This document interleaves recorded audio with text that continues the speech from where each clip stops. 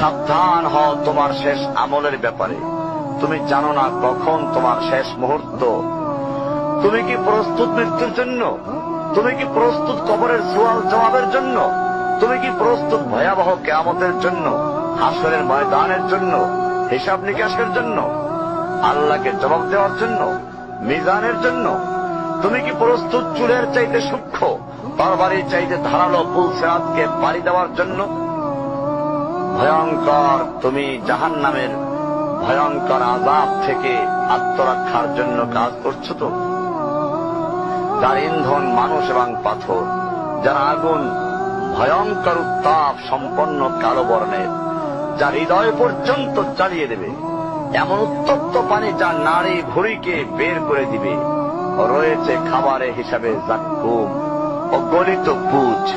জাহান্নাম অসম্ভব গভীর, ভয়াল জায়গা, কঠোর হৃদয় ফেরেশতারা নিযুক্ত, যেখানে শাস্তির মাত্রা বৃদ্ধির জন্য শরীরকে অনেক বড় করে দেওয়া হবে। চামড়াগুলো জ্বলে যাবে, বের হতে চাইবে, বের হতে পারবে না।